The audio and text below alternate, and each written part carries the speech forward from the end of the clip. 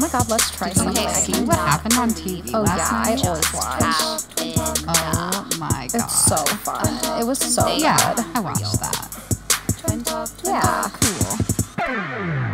Hello. Hi guys. Welcome to what episode is this? Episode 9. Oh my god. Yeah. Episode 9 of Twin Talk. We hope you're having a great time chit-chatting with us. We love hearing from you guys and all of your opinions and everything you guys have been talking about.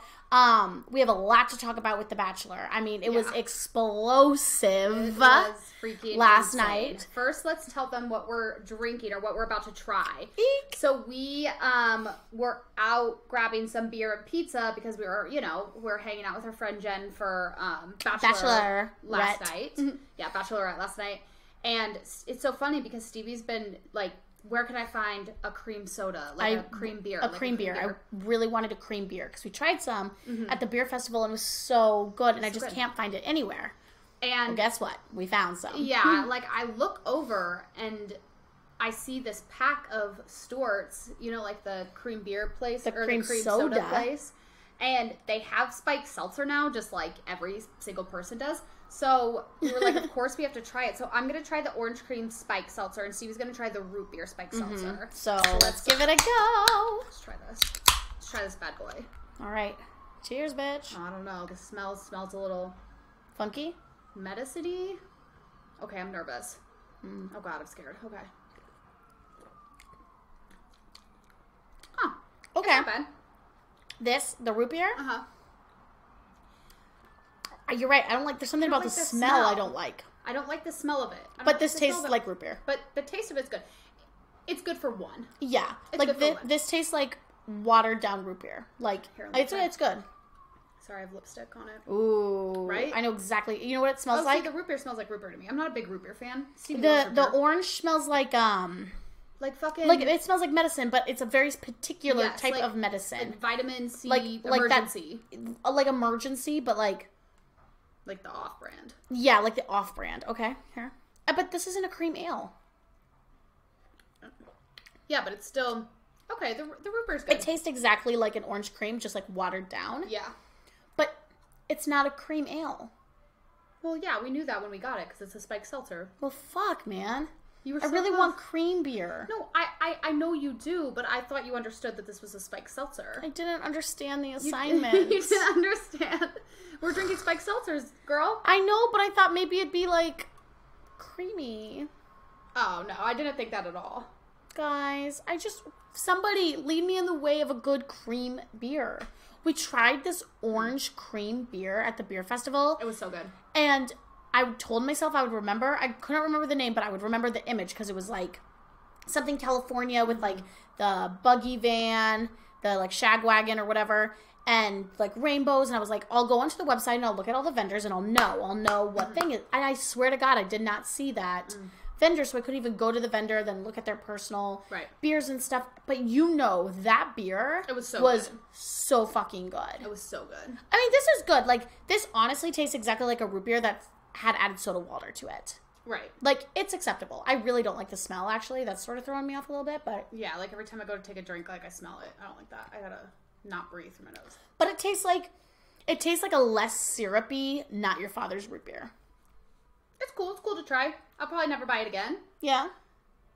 But good on you, Storts. Yeah. Good on you. I'm sure there's people out there that are upset. like, this is it, but I don't know. Sorry well, there's if two I other look flavors. a little crazy today. I just finished with one of my makeup looks and then had to go straight into Twin Talk, so that is why I might look a little funky or look like I have like a neck tattoo, but it's paint. She painted that. It's paint, so. And if you guys are just listening and not watching, go to, what's your Instagram handle? Tealana Ron. Tealana Ron. TealanaRonn, and check out Talana's makeup because it is amazing. Thank you, yeah, girl. It's really cool. Yeah. So what are the two other flavors, Steven? There's like a raspberry lime, and I think a black cherry. Oh yeah. Yeah. Okay. So yeah, more I'm down. like traditional seltzer flavors. Yeah. When I finish this, I'm definitely gonna grab another one and yeah. There's only 100 calories. Yeah, it's like a traditional seltzer.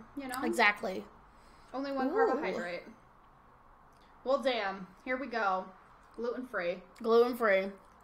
Okay, so we have to talk about the fucking Bachelorette. What the fuck, Greg? What happened? Greg, He ruined it. I knew because and it fucking sucks because Greg is so, like, I love Greg, but he really showed his ass. oh god, he showed his ass so much. Like He just needs, like, they're not compatible together for a romantic relationship. exactly. Like I really like Katie as a person, and I like Greg as a person. Yeah. Like I like that he's in touch with his emotions, and you know he's emotional and all that stuff. But they are obviously not compatible because I agree with Greg, and I also agree with Katie. I mean, I agree with Katie a little bit more because Katie's a Capricorn just like us, so I feel like I can identify with her a little bit more. I agree. But yeah, like he really showed his true colors, and it was so funny because we were talking about astrological signs, and I was like, oh, he's probably a Pisces because he's like emotional and X, Y, and Z. And when I looked it up, he was a Gemini. Yeah. And I was like, no, like he's not a Gemini, Right. Like I'm just not seeing it. Like Right. I'm not seeing Gemini characteristics. Yeah. I mean, a little bit. Like Geminis are emotional and they're very, giving and stuff like that. So there were some qualities, but those are also qualities that traditional Pisces have. You know. Right. So, but then last night, I was like, oh, There's your Gemini. dude, man's a Gemini. He just needed. He was like, "You're not giving me what I want," and she's like, "I'm literally giving you Everything you want. But he wanted her to specifically. He wanted her to Cassie Randolph him and to be like, "I sent everybody else home, and it's you, and I love you," and he just couldn't get past that there was other guys. And she even said, "You're my number one. You're gonna be here next week." At the end of the flip side coin of that, if you do know that, then Why not just pick him? Why not just pick him? Because obviously there's something holding you back that you want to still explore with these other men. No offense, Justin. I don't think she wants to explore anymore with him. Like, it just seemed like with Blake, it seems like she does have like a good relationship with him. It doesn't seem like she has a bad relationship with Justin. It just does seem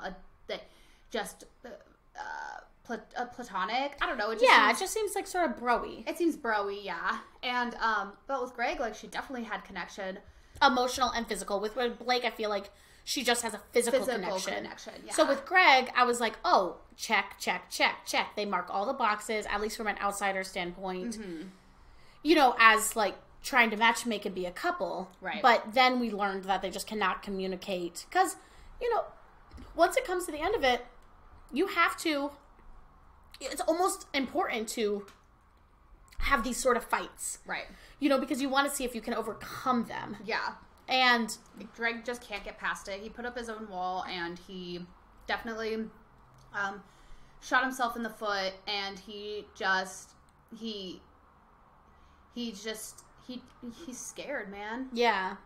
I mean, I definitely didn't think he was ready for an engagement, whether he said he was I agree. or not. I agree. And I understand Katie's reservations because, in the past, because you got to look at it this way, too.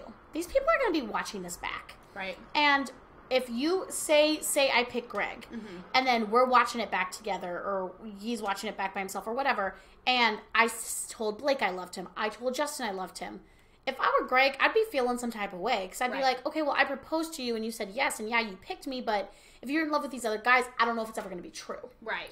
So I understand Katie's reservations in the sense of, oh, she only wants to save that one for one person. She's going to save it for the last episode. She wants to save it for the last man standing.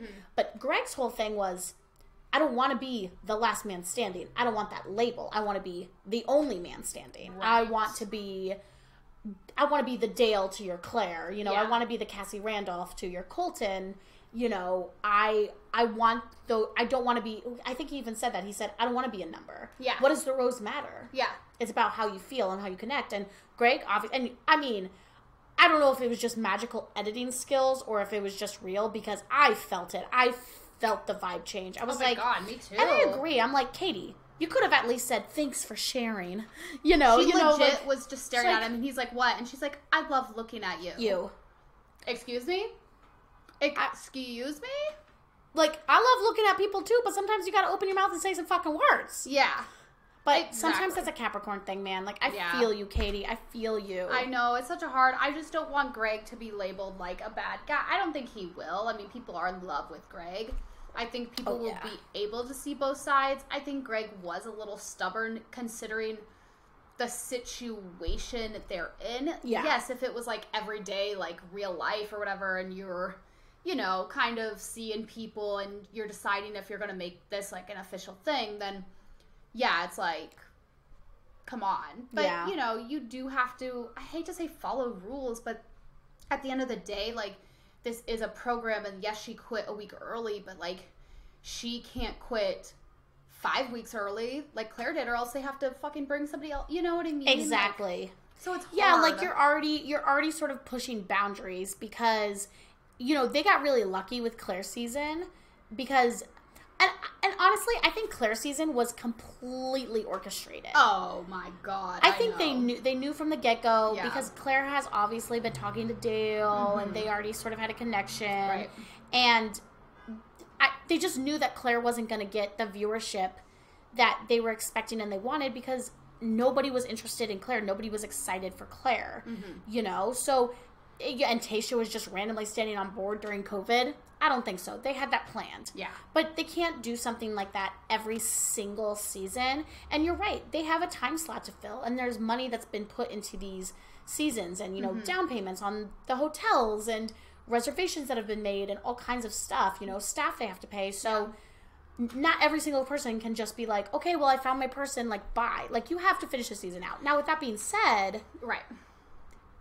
Katie should have said something. Like, Greg obviously needs a lot of affirmation. Right. He's a words of affirmation kind of guy. And she really did not give him any affirmation. She did say, like, yeah, and when she did, it wasn't what he wanted to hear. But that's also, like, tricky. It's like if you have to foot around your whole entire relationship of, you know, you got to give some, you got to take some. And for sure. It's such a short amount of time that... You know, you don't know how to, you don't always know how to communicate with those people just yet or know, like, how to respond to them. Because he was like, I don't want to be a number. And she was like, okay, I didn't, you know what I mean, though. I didn't mean it that way. Yeah. And it's like, you did, but I understand that you didn't. Exactly. You know, but he didn't like your wording of it. All he wanted was a simple, I love you, too. And she couldn't give that to him. And so he's pissed and he's leaving. I have no idea what's going to happen. If she ends up with Blake, then it's like... If I was Blake rewatching the season and I hear her being like, yeah, she never said to Greg, I love you, but she also said, you're my number one. And she implied that she said in interviews that she loved Greg. Exactly. So it's like, if I was Blake watching it, I would kind of be like, yo, what the fuck? Yeah. So I don't know. It's such a tricky situation, and that's what you get for being on reality TV.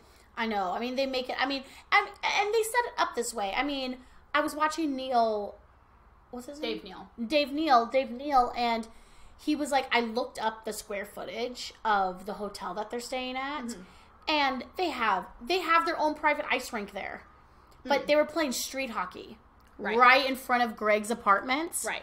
Well, Greg, obviously, editing-wise, they put Greg's date last, but I think Greg definitely probably went, like, first or second, because there was some times, like, where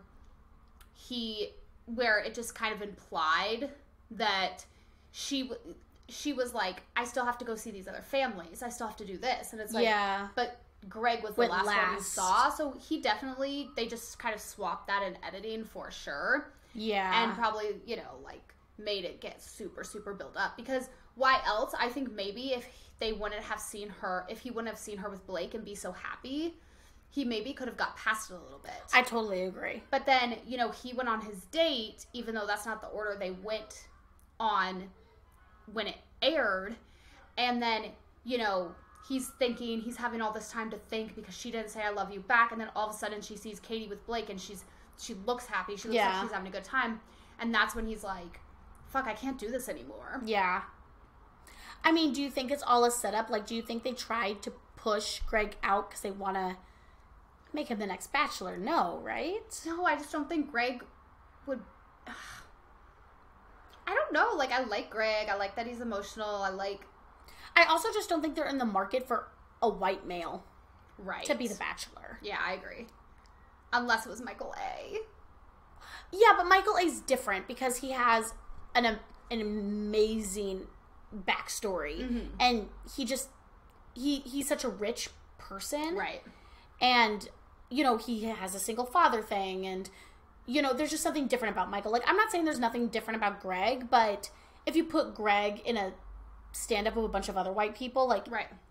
he's not gonna. We really don't know that much about Greg. I mean, we know his father died. We know that he's obviously emotional, but I feel like we really got to know Michael to almost his core. Right.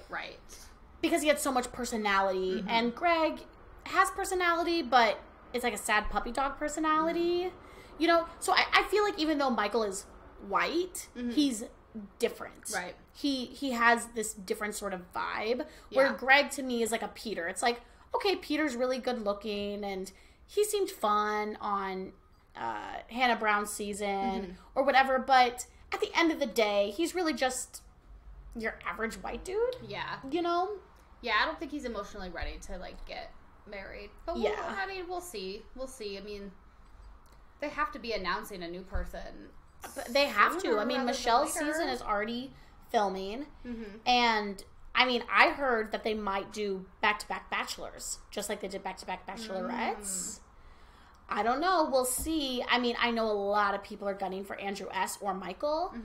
Michael, I would love to see Michael again, just because I think watched he's an interview interesting. with Michael, and he just seems like he's not necessarily interested, just because he's like, I had real feelings for Katie, and those just don't go away, and I have to think about my son, and how was dating 30 women going to look to my son, and like all this stuff. So how do you explain that? I think Michael probably isn't out, but he'll forever be in our hearts. Yeah, and you know what? Michael, especially now with all the exposure he has, he's gonna find somebody.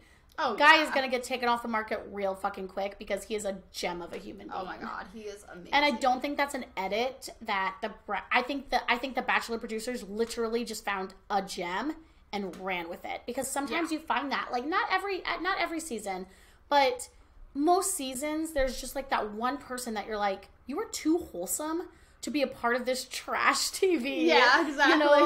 Like Abigail from Matt's season, like. And she's going to be on Bachelor in Paradise, and I'm really excited. I'm so excited for Bachelor in Paradise. Yeah, and I love that. That's my thing, is let's add more, let's be more inclusive that way. Yeah. I love that we had our first deaf contestant, Like, I loved that. So, yeah, I'm excited to see what happens. I guess I wouldn't mind if Andrew S. was the Bachelor. I mean, I really don't feel like I know that much about him. I really don't think I could deal with all of the accents. Yeah. So I'm hoping that if he is the next Bachelor, that's sort of nipped in the bud a little bit. But you know what? There's a ton of men on Michelle's season. Yeah. That they could choose from. Too. So. Yeah. Yeah, I don't think they're in any rush to choose. No. Just yet. I agree. I don't think they're in any rush to choose just yet. Yeah, so I have no idea what's going to happen in the next episode. I don't know if she's going to end up with Blake or if she's going to end up alone. I don't know if Greg is going to come back. I don't know if...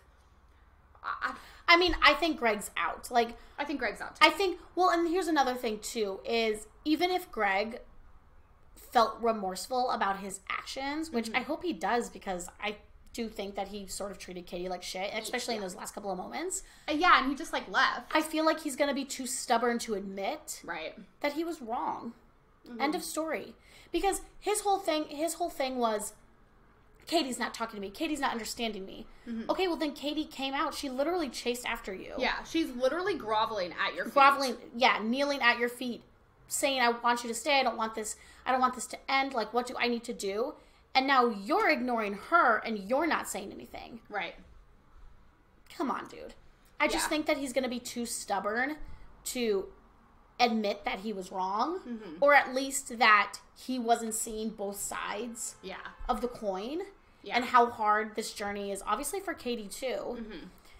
And so, I think that he's going to be too stubborn to admit that he was wrong in the first place. So I don't think we're seeing any more of Greg. I mean, I think we'll see him in the tabloids, but like, I don't think we're going to see any more of him on Katie's season. Justin, he's definitely out. I mean, he's so sweet. I think he's super mega hot. Woo! Jesus Christ, he is sweet sexy. Baby Jesus. But I mean, they're obviously just not they're compatible, but they're not that, like... He's adjacent to Like, Becca, I think it you could know what work. I mean? I think it could work. It could work. Yeah. If they wanted it to, but it's not that, like, love at first sight. Yeah, there's not, like, that, like, spark. Yeah. You know, like with Kat Connor. Yeah, exactly. You could probably live comfortably, have fun, but there would always be something Just like missing a little bit. Yeah. So Justin's totally out. So really all that does is leave Blake. And I really think Blake has the emotional depth of a goldfish. Yeah. Like, whatever. If Katie's into that and that's who she picks, I hope it works out. But I don't know if Blake's it. I don't know. I mean, I wish the best for her. I mean, I guess we'll see. It's a 3-hour finale. We're having a little party. We're gonna do a little dessert charcuterie board, order pizza, drink beer, and obviously probably not beer. We'll drink rosé and prosecco. Champagne, yeah. And it'll be really fun, and I'm really excited to, finish this chapter and move on to Bachelor in Paradise. I mean, I'm stoked for Bachelor in Paradise. I'm so excited. I love The Bachelor and Bachelorette, but Bachelor in Paradise, that goofy theme song, and it's just so trashy. There's no rules. I just feel like it's more real, less editing. Oh, I completely agree. And honestly, if you're really, really trying to find somebody that you want to spend your life with, I feel like Bachelor in Paradise is a lot better way of finding that than Bachelor, Bachelorette, because you only have one choice. Right.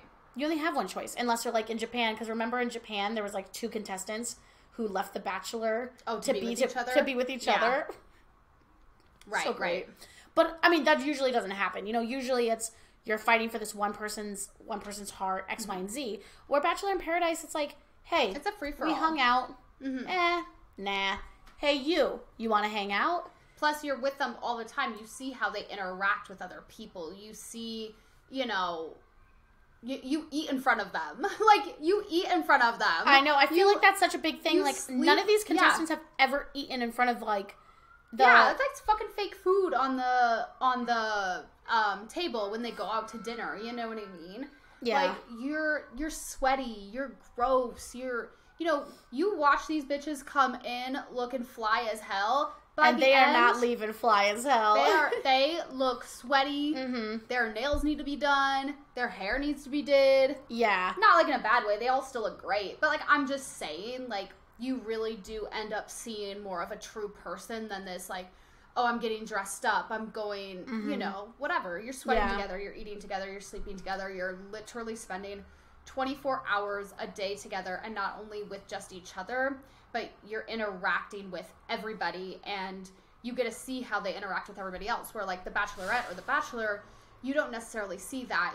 You just hear about the drama in the house, and then it, curtails from there. Yeah. So. Yeah, so I'm excited for this next episode. I know, me too. Woo! Listen up, it's circle time! Alright guys, so today for circle time, we're going to the good Lord, our Lord and Savior, Jesus Christ. Because there's nothing that makes my gut just wrench more, and this happens all the time. Okay. Is when my little 3-year-olds, my little 4-year-olds are like, Miss Stevie, did you know that the Lord is our Savior? Oh, God. And I'm like, some believe that. What do you say, Because I literally, so I teach music lessons, right? And I have this little girl, and she always wants to play the ukulele or play the piano and make up songs. So we learn, we do our theory, we do our, we learn everything or whatever. And then for the last 5 minutes, we'll goof around and she'll play the ukulele or play the piano and we'll make up songs. And so every time she's making up a song, it's like, our Lord Jesus Christ died on the sins for us. It's just so, and it's just, it's there. It's in your face. It's completely believed. Yeah. And randomly, I'll have kids be like, did you know that Jesus, that God made man out of sand?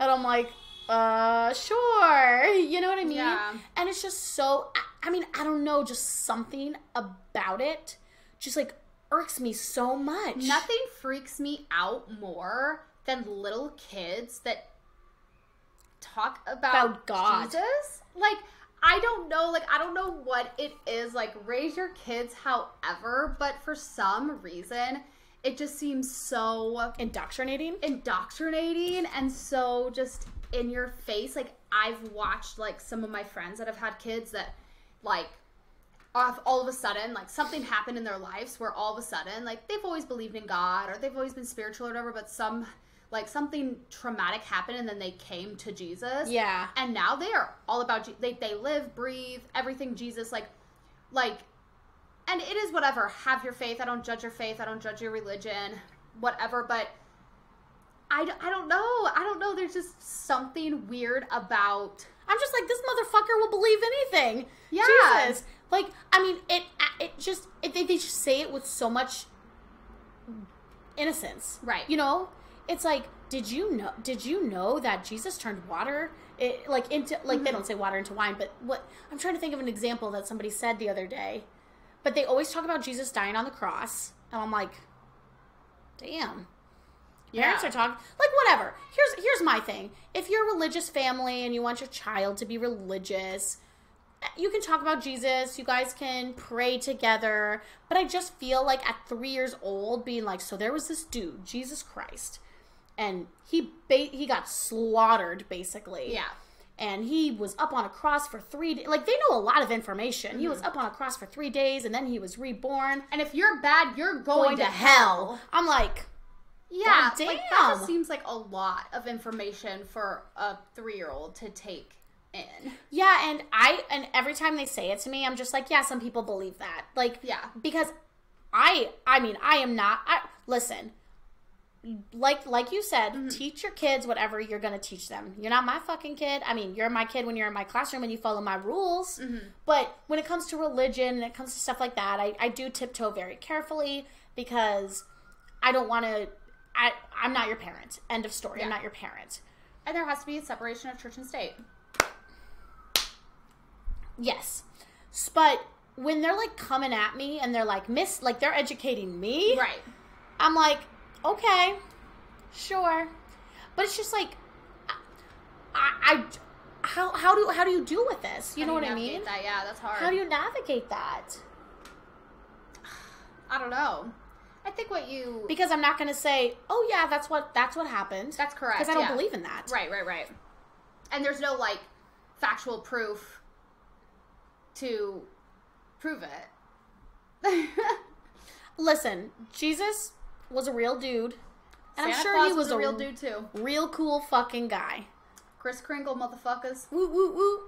But I just feel like indoctrinating your kids with information like that is just setting them up for closed-minded failure. Well, and that's the thing. When you teach your kid that this is the only thing you can believe in. This is the way. It's like, babe, there's literally thousands of religions. Yeah. But yours is the right one? You know, like maybe you should teach your kid like, I mean, once again, it goes a little in depth to tell a 3-year-old like, there's this religion, there's all these different religions, and you get to choose when you're growing up like what you want to believe in. Like that's like a little in depth too, but like I don't know. Why not just like let them be, and then when they start having questions about like where do we come from, like what's beyond Earth or whatever, and then you can start being like, okay, well, this is what, you know, I believe, but other people believe other things, and you get to choose what you want to believe. Yeah, I think that's great. And if you want to follow in my footsteps and follow in my religion, then I'm more than happy to help navigate that. But these people just like fearfully putting the fear of God into their children. Yeah, it just seems so fucked up to me. Yeah, I totally agree. Like, every time a kid comes up to me and says something about, like, God or Jesus or religion, I just feel, I don't feel well. Right. It makes me feel sick to my stomach. It makes me feel bad for them. It makes me feel sick to my stomach. It makes me feel, it just doesn't make me feel good. Right. It doesn't make me feel good. Especially when I see the children mimicking their parents, and their parents are so close-minded. They're so close-minded. They're scary. Mm-hmm. They're scary. There's some parents out there, they used to be my friends, and I don't know what happened in their freaking life. I mean, I do, but, like, obviously I'm not going to, like, spill the tea here on Twin Talk, but, you know, some of these people, it's scary how much their mindset could switch, and now they feel so woke, if you will, but they're so close-minded. And they're so by the Bible. Mm-hmm. Bitch, the Bible has been rewritten a million fucking times. Oh, yeah. I know. I mean, I would say that if, like, the house was burning down or something and I had a Bible, like, probably the one book I would save is probably the Bible, just because it's, like, the oldest book fucking ever, and I just think, like, it's kind of, I don't know, it's kind of, like, cool. Yeah. You know what I mean? That, like, the book has been around forever and has, like, just put these, like, ideas into people's heads. Mm-hmm. I don't know, like, whatever. I don't care what you believe. I don't care what you believe. But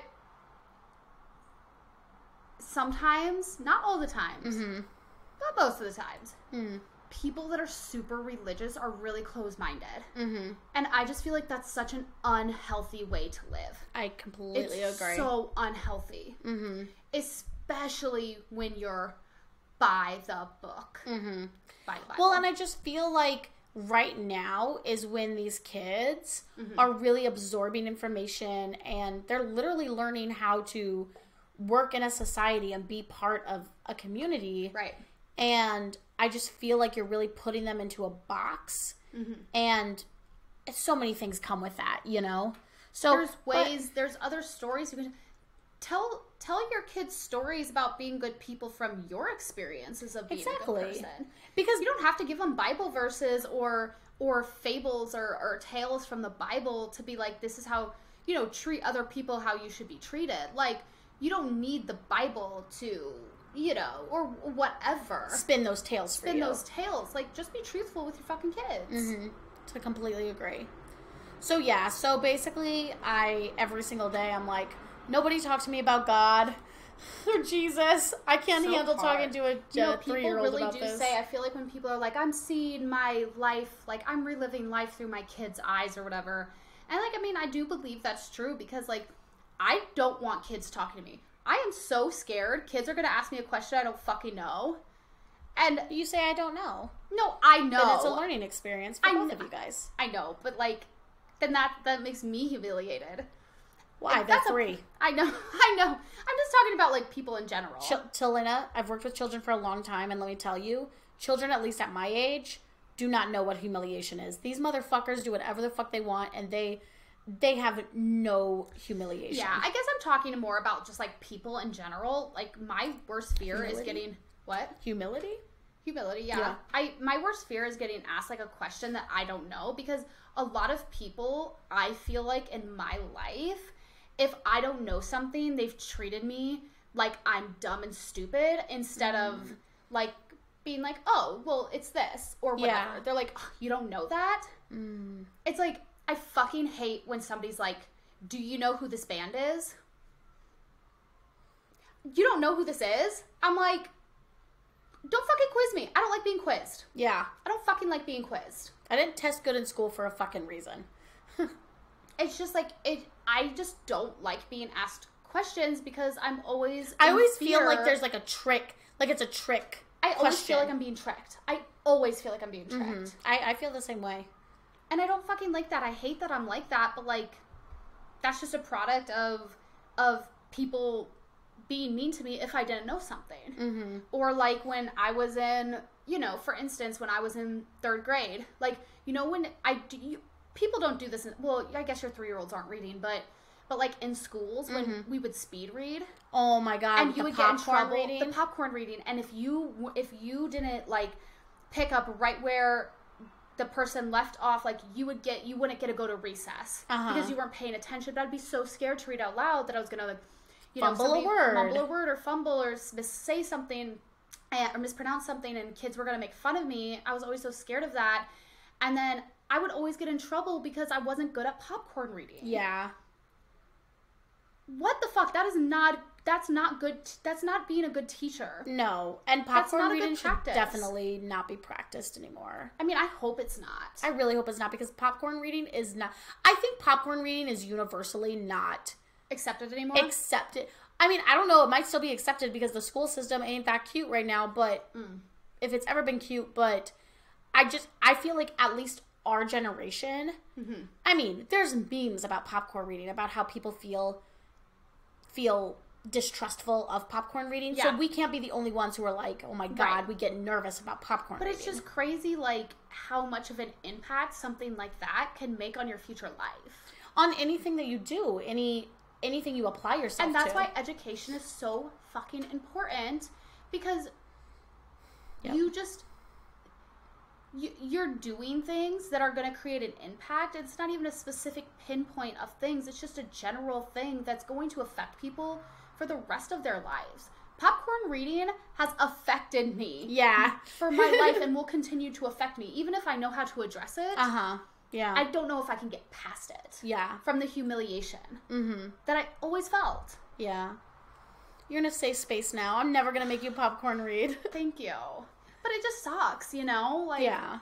It's just fucking bogus. No, I completely agree. And I mean, it's tough because as adults, we're still learning and, you know, going through things too. So it's tough to show grace to previous generations for their faults when we ourselves are making faults that future generations are going to blame us for. Well, and this is what I've always said.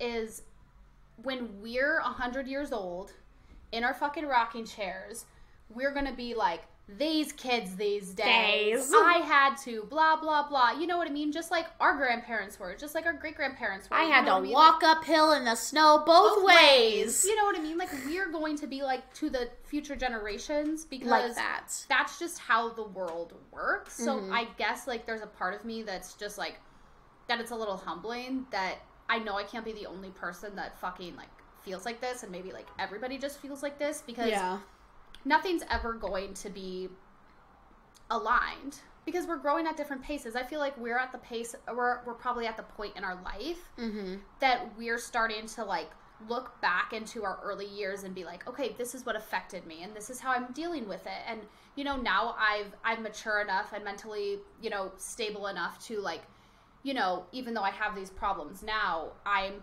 like, I used to have panic attacks a lot, but I've learned how to deal with it because I know where they're stemming from now. Exactly. But when I was a kid, I couldn't mentally unpack all of that. Exactly. And then when we're in our next stage of life, whether that be like, you know, our 30s or 40s, like we're probably going to go through a stage where it's like we've accepted ourselves, and you know, it's, I mean, there's not like a set point on when you go through that stage. Yeah. But I feel like, at least for right now, I'm in the mental stage of like figuring out what has made me who I am and like how that affects me and how I'm going to deal with that for the rest of my life. Yeah. But that's all fucking hindsight's 2020. Yeah. You know what I mean?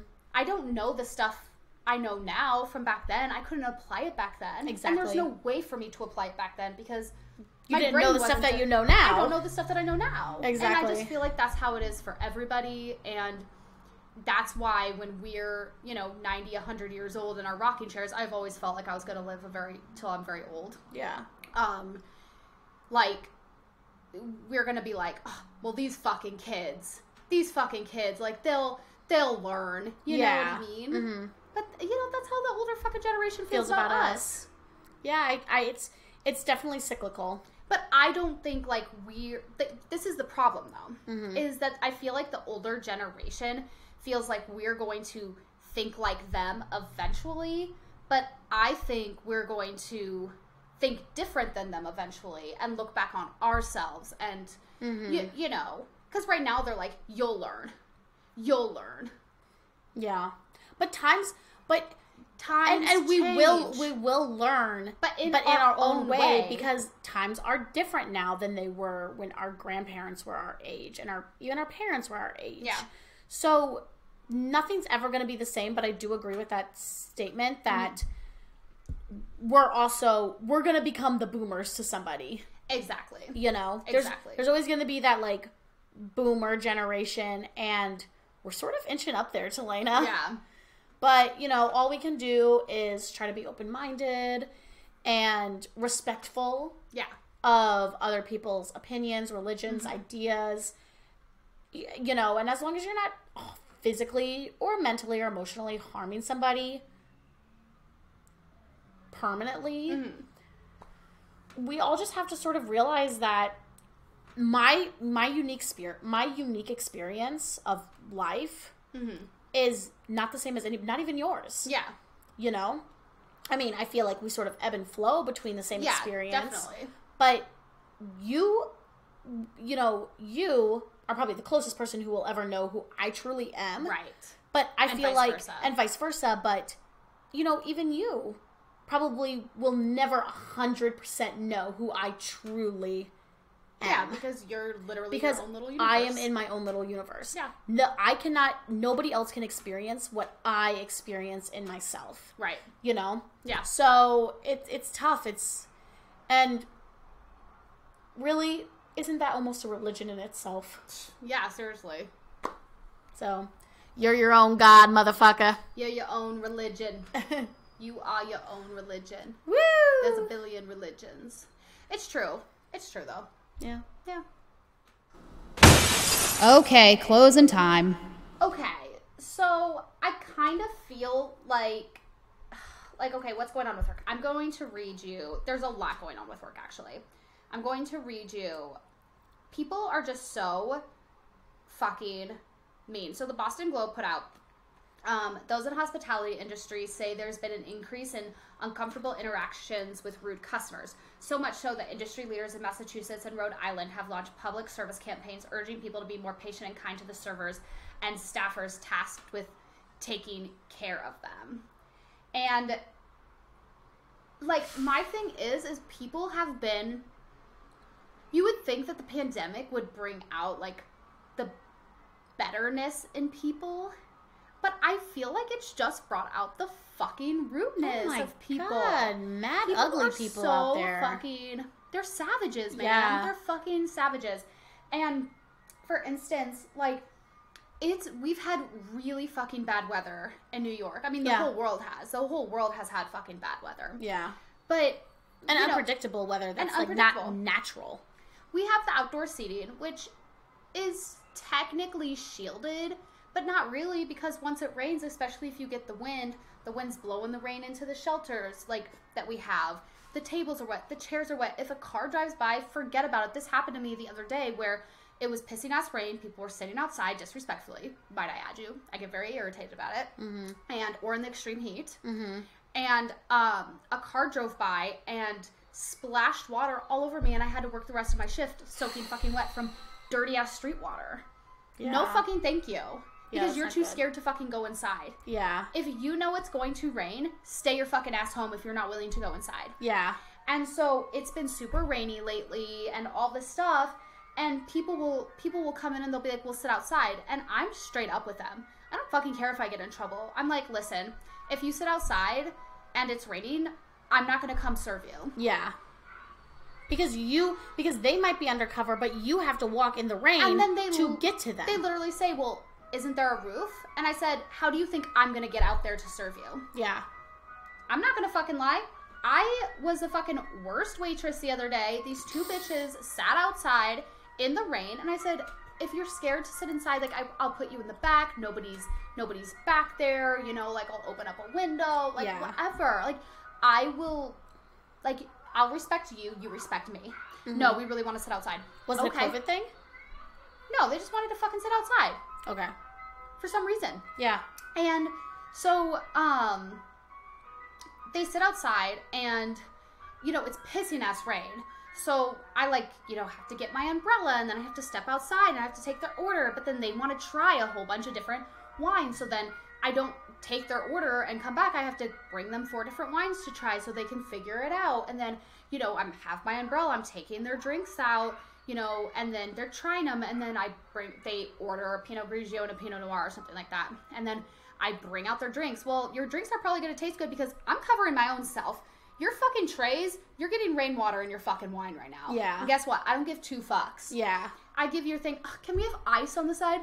Bitch, I'm soaking wet looking like a goddamn dog right now. Yeah. Yeah, that's fucked up. You are disrespectful. Yeah, that's mad disrespectful. You are disrespectful. Yeah. Somebody comes in the other day, pissing us rain. Can you wipe off these seats for us? Can you, dry them off? Because, we want to sit outside. I said, I'm not serving anybody outside. You can sit out there and clean it off yourself. I'm not serving anybody outside. Yeah. Good for you. I'm not serving you. I'm not working my shift soaking wet. Yeah. Because your dumbass won't come inside. Yeah.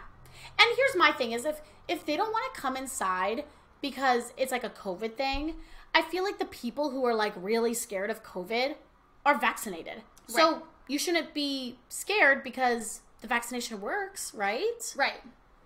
Exactly. And like I said, I will put you in the back as far away from people as possible. I will cater to you inside. Exactly. I feel like that's more than fair. Somebody sat outside the other day. It was pissing ass rain. I'm not going to go greet you until it stops raining.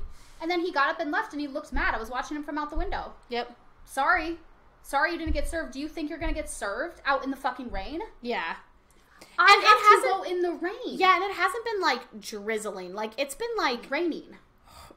Almost hurricane feeling, windy, just blankets of rain, soaking wet. It hasn't been a nice misty rain. It's been really bad this season. Yeah, totally. Absolutely. Wow. Absolutely. And also, this is a little off subject, and this isn't anybody's fault because our sodas come out of the gun. Yeah. And nothing out of the gun fucking tastes good. Yeah. I do not know why people get sodas out of the gun. They never taste good, and half the time people are, being I don't like this, can I get something else? Because their sodas don't taste good. Well, they're probably not cleaning the piping. Yeah, well, that's a whole different story. But I was so disgusted the other day because this table wanted a lemonade. I got them a lemonade. They didn't like the way the lemonade tasted, so I took it back. But then they wanted a Coke. So I put the lemonade down. I got the Coke, brought the Coke out. My fault. I should have just automatically went to the back and took the lemonade to the dish. Yeah. But I didn't. And then I went to go take a drink of my water, and I accidentally grabbed the lemonade, and I took a drink of the lemonade. Now, if it was somebody I was working with, if it was anybody's straw that I was drinking out of, I would still be skeeved out, but it wouldn't matter so much. But I just took a huge-ass gulp of lemonade, thinking it was my water, from this fucking stranger that I don't fucking know. Yeah. So I was freaking out, automatically. I knew I was in my head, but I was like, that's it, I'm sick, my throat's starting to hurt, I'm freaking out. I was freaking out. Yeah, so you're manifesting sickness. I fucking grabbed myself a shot of tequila, and I fucking took that at work, and I was like, I don't fucking care if I'm getting in trouble. I'm washing this. This is the only thing that's mentally gonna get me through taking a drink out of this person's straw. Yeah. So, damn. I don't know. That was a whole thing. And, through the rest of the day, I was just I was battling with, what if the boss saw me take a shot? And also with, am I going to get sick? Is this going to be the moment I fucking get sick because my dumb ass didn't put the lemonade in the fucking dishwasher? Mm-hmm. And I fucking took a drink of it. You know what I mean? And the next day I felt fine. Yeah. It was all fine. in your head. It was all in my head, but, it's whatever. And then the last thing about work that's really irritating me, and at what point is your job not your job? We got an email that said, and I don't know, because I've always been pretty good about, if my boss calls me, I call him back, or, if we have an email or that we need to respond to, I'll say whatever. Yeah. But at the end of the day, let's say my shift starts at 11 o'clock. My fucking shift starts at 11 o'clock. I'm not starting to work. Yeah. Without fucking getting paid. Yeah. So we got this email that said everybody needs to be more mindful about responding to emails and responding to texts and getting back to whatever, like, don't be disrespectful or, like, something along the lines of that. And I was kind of, like, taken aback. And I was like, fuck you. Yeah. Even though, like, we are all attached to our phones probably every moment of every day. Yeah. Work is my job. Yeah. And I don't feel like I'm required to text you back. Mm-hmm. At the drop of a hat, just At the because drop you of a fucking hat, need me. because you I'm need not me. on the clock. I'm not getting paid right now. I'm not on the clock. I'm not getting paid. Well, I actually am having the exact same issues. You know, my coworker and I, Amanda, you know, we're constantly getting emails from parents at 6, 7 o'clock at night, and then we're like, do we text back? Do we not text back? Like, you know, it's obviously urgent to them. It's not urgent to us because we're aware that their needs are completely ridiculous. Yeah. But, you know, we also don't want to be in a bad light because we didn't respond to them. But you're sending me an email at 8:30 at night. Yeah. I'm a human too. And I'm supposed to just drop everything that I'm doing with my own personal life and all my stuff. You don't know if I have a second job. I do. I have multiple jobs. Yeah. You know, you don't know what I'm doing. To respond to your stupid email about your 3-year-old who peed his pants. Yeah. 3-year-olds pee their pants. Yeah. It happens. We don't have to have a fucking discussion about it. Right. You know? So, or like, but anything, you know, just the wildest request. And even if it is a serious request, I don't get paid salary. Yeah. I get paid fucking hourly. So when I clock in, then I will fucking respond to you. Right. And so me and my coworker, Amanda, like, we finally had to take a step back and we were like, we are only answering emails until 6 o'clock. Now, I get out of work at 4:30. So I'm giving you an hour and a half. Yep. If you have a fucking issue. Yeah. To email me. I will and work I will for free until 6 o'clock, and that is the time I'm gracing you with. After 6 o'clock, I'm not working for free anymore. Fuck no. Fuck no. I'm not getting paid. Yeah. And I already don't get paid enough to begin with. Yeah, exactly. You know? So, yeah, I'm on your side. It's like, first of all, if you need me, why do you need me? Right. Especially at your job. Like, your job only requires you to mentally and physically be there for your hours. Right. It's not like an office job where, oh God, you know, I have to take this call, or, oh, I got to get all this paperwork done, or whatever the case may be. Like, you show up, you serve customers, and when you're not there, there's nothing for you to do. You can't roll silverware or serve customers or anything. You're not the manager. Yeah. So you're not making schedules or doing anything. Then you're not working for salary. Yeah. So for you to be expected to drop everything you're doing to answer a question that they have, right, just seems a little ridiculous. Yeah, and it's like, you know, here's the thing, is like, it doesn't really happen. Like, rarely have I been texted on my day off, like, you know, whatever. It was just, I don't know who the email was regarding that they were just It obviously trying to, wasn't you, because you're really good about that. Right, like, obviously it was something probably somebody did, and so they were just generalizing it to not make somebody feel bad. Yeah. That's what I'm assuming, because that's what people do, because, like, it is hard to go to a direct person and be like, hey, like, I need you to do this. Yeah. So, like, you know, you kind of generalize it, and if you feel guilty about it, you kind of know, oh, fuck, like, that's me. I should do whatever. Yeah. But when I read this, I was like, the fuck? Yeah. Like I said, I don't get a lot of, like, out-of-work texts or, like, phone calls or anything like that. But I do. I think just in a...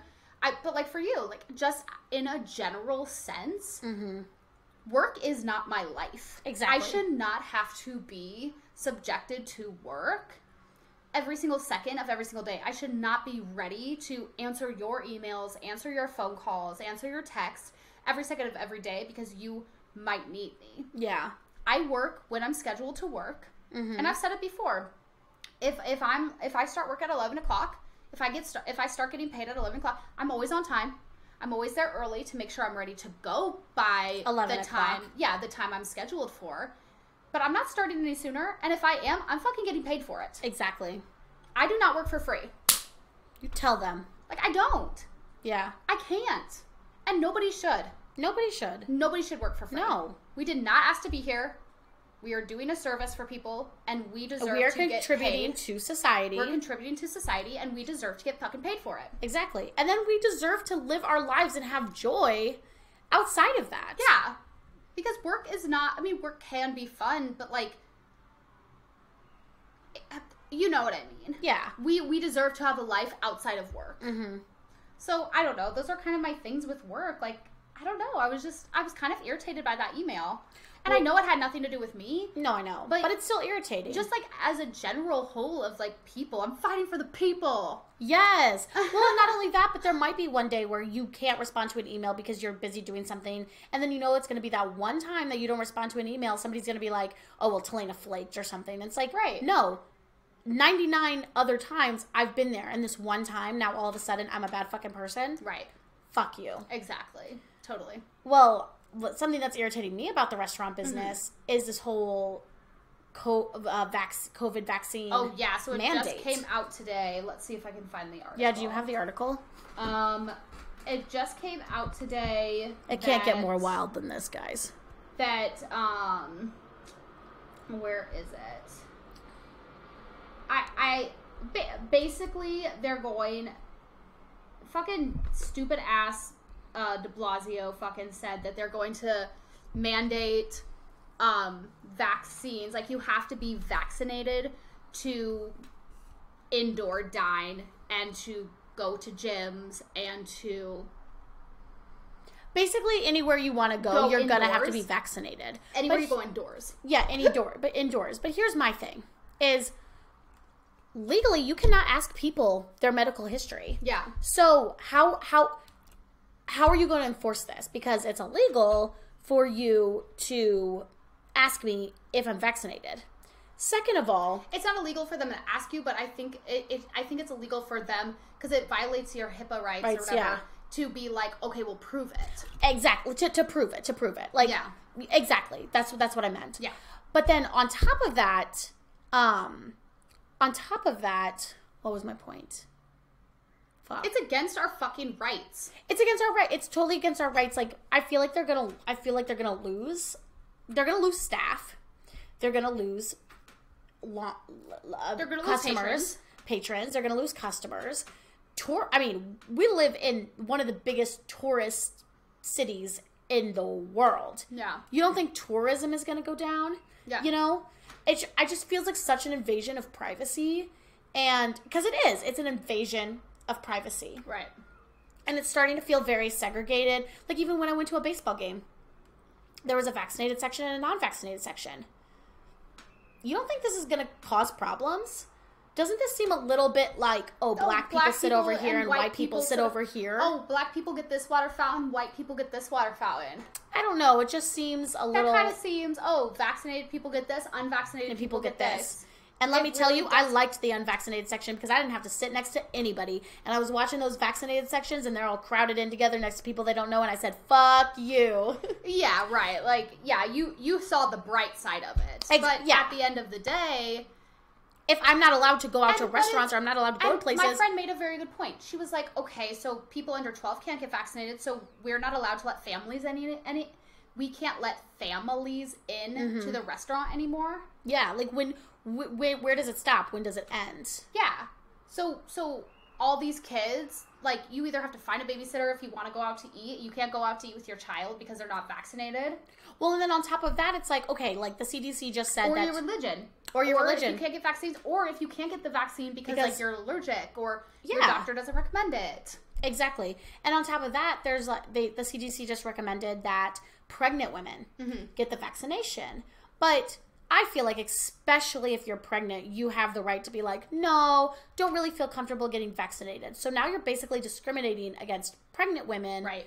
Because you're saying that they have to be vaccinated. Like, there's just so... And this is the other thing, too, is... Listen, I don't think this is actually something that's going to...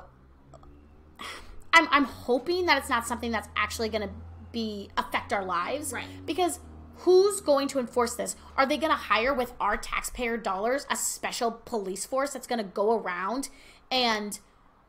like, go to small businesses? Because let's be honest, it's the small businesses that are going to be fucking screwed here. That are going to go around to small businesses and be like, we need to see a log of everybody who's in here and make sure they're vaccinated. Who's going to pay for that? The taxpayers. And second of all, how are they going to do that? Right. Like, how is that even possible? Yeah. The logistics of it just don't make sense. They just don't make sense. It makes no sense. It doesn't make any sense. So, you know... I really don't know what's gonna happen. I'm hoping that it's more talk than actual, because even when I think it's a fear tactic. It's a fear tactic. Go get vaccinated because you're not going to be allowed to do anything. I don't think it's necessarily going to happen. Like, I'm not going to worry about it until you have to worry about it. But I think it's fear mongering. Yeah, it totally is. It's totally fear mongering, because even when at like the beginning of the pandemic, when they first opened restaurants back up, they were like, you have to, sign in your temperature and take temperatures. Some people are doing that, and some people are still doing that. Yeah. But I went into a little tiny grocery store the other day because we ran out of pomegranate juice at our work, so I went to go buy some, and she was like, you have to wash your hands in the back before you touch anything. And I was like, okay, well then I won't be shopping have here. What I'm looking for? And they were like, no. And I was like, okay, bye. Yeah. I literally just washed my hands before I left. You know what I mean? Like, I whatever. But, like, they were... And whatever. They're a private business. Like, they're allowed to do that. Yeah, you want me to wash my hands before I shop in your store? You have the right to tell me to wash my hands before I... But I also have the right to not shop at your store because you're making me go above and beyond for some fucking pomegranate juice. Right, exactly. So it goes both ways, Totally. At the end of the day, you just sort of have to have... You just have to do what's right for you. Yeah, totally. Both ways. Whether I like it and you have to do what's right for you, that's what you do. Mm-hmm. And it's so true. So true. Yeah. So I want to talk about the Olympics. Oh, yeah, for sure. So what do you think about Simone Biles? It's tough because I'm really trying to not be closed-minded about it. Mm-hmm. Because, it came to light that, she couldn't take her medication because of Tokyo restrictions or... Yeah, okay, I'll get into that because I researched it, yeah. Yeah, whatever the case may be. Part of me is like, you signed up to be an athlete. Mm-hmm. And being an athlete's your job. Mm-hmm. And here's my thing, is my job, I can maybe take, like, a sick day for, like, a mental health day if I'm having a crisis or something. But... I have to go to work. Yeah. And if I don't go to work because I'm having a mental crisis, I get fired from my job. Right. So it must be nice to sort of have that luxury that, I don't want to say the luxury of being able to have a mental health crisis because... And still get paid $6 million a year. And still get paid $6 million a year because she obviously was going through something, especially if she's not taking the medication she usually takes. I mean, obviously the weight of the world is on your shoulders. Right. I can't understand that pressure because it's never happened to me before, but I can sympathize with that pressure. Mm-hmm. But from a logistic point of view, I'm looking at it as a job. And I can't take off my job for mental health days because I don't feel well. Yeah. So I feel like it is a luxury that she gets to do that. Mm-hmm. But with that being said, obviously I wish her nothing but the best. I hope that she's not... obviously having, like, a huge mental breakdown, X, Y, and Z. Mm-hmm. I also just, like, my thing, and we watched her on Dancing with the Stars, and obviously it's reality TV, so I don't know Simone Biles, I don't pretend to know Simone Biles, but she always rubbed me the wrong way. Yeah. Like, just as a person, I just felt like there was just something, I don't know, there was just something about her that I didn't resonate with. Right. Like, I felt like she was a little whiny. I felt like it was always like, woe is me. Yeah. Like, on Dancing with the Stars and stuff. Yeah, so, yeah. when I'm taking all of that information from getting to know her on a reality TV show and taking that into the Olympics, to me, it sort of feels like a cop-out. Right. But then when you put in the mental health and she's not on her medication and X, Y, and Z, it's like I'm trying to be sympathetic to that. Yeah, because that's how I was at first. Like, when I first heard, like, the only information I had at the very beginning was she fucked up on one of her routines and then she dropped out or whatever of all the other events. Exactly. And automatically, I was like, oh, she fucked up, so now she's butthurt. Yeah. That's honestly where my mind went first because I'm with you. Like, on Dancing with the Stars, like, I don't know, like, I didn't really love her personality. Like, yeah. But then you kind of have to take into the consideration, like, she was a victim of sexual abuse. Like, she hasn't had a normal childhood. She hasn't had a normal life. Like, she's you know, she's not a quote unquote Normal person. She's one of the best. She's a goat. She's the goat. Like, she, you know, because she even said, she was like, why can't I call myself the best if I am the best? Yeah. And it's like, I get you, but still, like there has to be a little bit of like humbleness. And she did seem to get like butthurt when like she didn't get the score she wanted, but then we have to remember, like, when she was on Dancing with the Stars, she was super young and she's super competitive, obviously, and like, you know, all these different things factor in. We don't know her as a person, just from the outside looking in. Yeah. But I will not lie to you, that was my very first reaction. I was like, you're being a fucking baby. Yeah. Like, this is your job. Yeah, that was my initial reaction. We're all allowed to have initial reactions. Right. Exactly.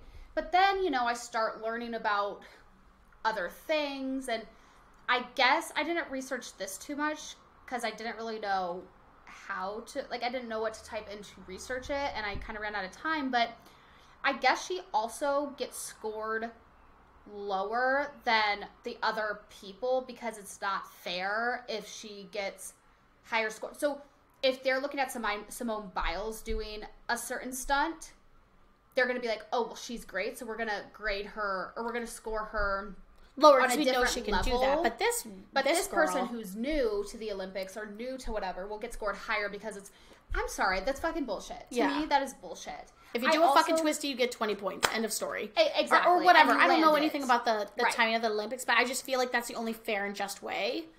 So I heard about that, and I was kind of like, okay, well, that's fucked up. Yeah. And then I learned that she has ADHD, and she's taken medication since she was a really young, you know, girl. Mm-hmm. And in Japan, Japan's laws trump the Olympic laws, and so she wasn't allowed to take her ADHD medication because they don't allow Ritalin or whatever she's on isn't a drug that's legally allowed in Japan, and so she had to go off her medication.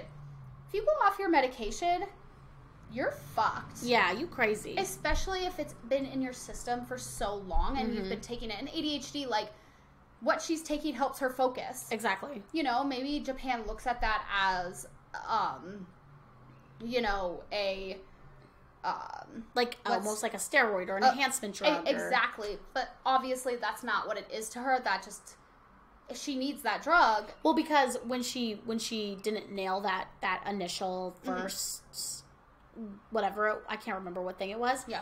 Supposedly she got vertigo in the air and she well, like it's was called like the twisties. Yeah, and she got like disoriented and she didn't know where she was, and so when she landed, she didn't land right because she literally was just like she didn't know up from down.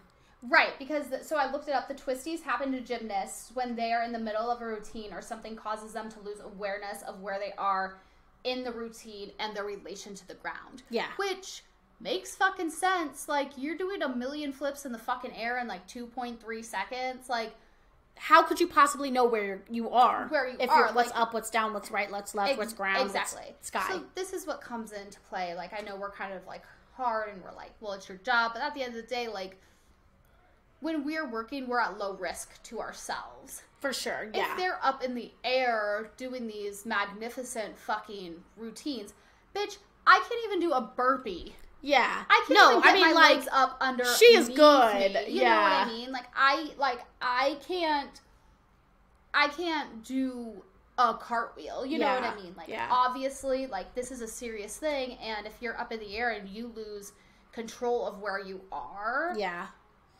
you could get hurt. In the 70s or 90s, I can't remember when it was, but somebody became a quadriplegic. Yeah. Because they did a move, they lost where they were, and they fucking, like, broke their neck or whatever. Quadriplegic. I do not want to be a quadriplegic. Like, there are, you know, scary things that could happen with of course. her, with her doing these stunts if she's not in the mental right headspace. So I've kind of changed my view, like, you know. Yeah. I definitely have, and what I was saying, what this whole situation made me realize, and what I usually have to, like, remind myself of is because I get super defensive really fast, and I get super, like, I think I'm a pretty open-minded person, but it always takes me a second. Yeah, I feel like I'm an open-minded person, but I'm quick to judgment. But exactly. And that's exactly how I feel. Because, yes, I'm very open-minded, but in a split second, I'm like, I have I literally am training my brain not to be so snappy because, like I said, at first I was like, fuck Simone Biles.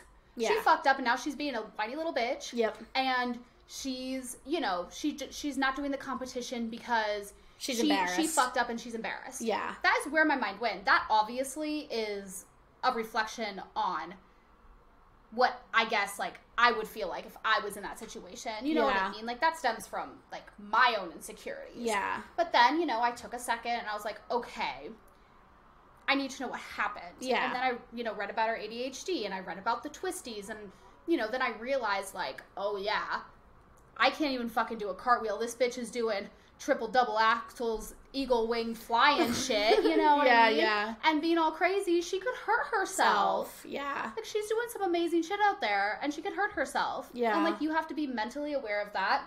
And, you know, and all of that stuff. So I had to take a step back and then open my mind in that situation and then be like, okay, there's not one side to every story. There's not two sides to every story. There's literally a spider web of stories, and you kind of have to, you know, take what you can from each and take what you can from every single aspect and put together your own opinion. And my opinion is yeah, I think at the end of the day she did what was needed, because I even heard, and I don't know if this is true, but I even heard that if she did compete, it would have brought down everybody else's scores because she would get judged harder. Exactly. Which, that has nothing to do with Simone Biles. And everything to do with how fucked up the judging of the Olympics is. Exactly. Also, fun fact about the Olympics. Okay, tell me. First I was going to say, did you hear about the European Handball Federation, about how Pink was going to pay for their fines because they said... because they wore the long pants. They wore the long pants. Mm-hmm. Just a quick note. I think that's so fucked up. Mm-hmm. I think that's so fucked up. I agree. Wear what you fucking want to wear. I don't care if you're wearing some baggy ass fucking shorts. Yep. I know they want to look uniform and all that stuff, and maybe I don't know too much about, like, whatever, but I don't think wearing little booty shorts that are skin tight are going to, because I saw a meme too that was like, you know, when you're growing up, you show a shoulder, a girl shows a shoulder and you're expelled from school. Yeah. But then you're fined for not wearing booty shorts with your ass cheeks hanging out. Exactly. And little sports bras and stuff. I mean, like, you can play volleyball in shorts, like in actual shorts. Yeah. It's just, you I can. read it's something just capable. that usually they don't, because, like, the tinier they wear their stuff, like, the less sand gets inside of their, like, shorts or something. I don't know what it is.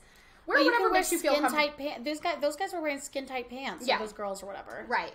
No, like, they were wearing unitards, basically. That's what I'm saying. I think it's fucked up that they got fined. Yeah. Pink says they should be fined for sexism. And you know what? I kind of fucking agree. I think that's fucked up. Yes, do I think... I mean, I don't even care about uniform. I've never cared. I do not agree with uniforms. Yeah. I've never agreed with uniforms. But I know that... Like on a sports team? On anything. Yeah. On school, sports teams, I don't fucking care. But, like, obviously, like, I'm never gonna judge the Olympics. I'm never gonna judge the fucking EHF. So, like, I don't really care about those rules. Yeah. But to fine somebody for wearing too many clothes. Yeah. I don't know. That's just ridiculous to me. But that just brings me into my fun fact. Okay. Is that the Olympics in ancient Greece, the athletes competed naked. Oh, really? Yeah, because they wanted to show their muscular physique and to intimidate other competitors, and they wanted their bodies to be compared to true heroes like Hercules and Achilles. This was like in 720 BC. Yeah. I mean, the Olympics are fucking fascinating because they're literally the longest running, like, thing I feel like to ever exist. Yeah, like, it's just like when I think of the Olympics, I just think of not the Hunger Games, but I just think of, like, you know, you just, like, pick these people from certain countries or districts or whatever, and then they, like, compete to the death. You know what I mean? Totally.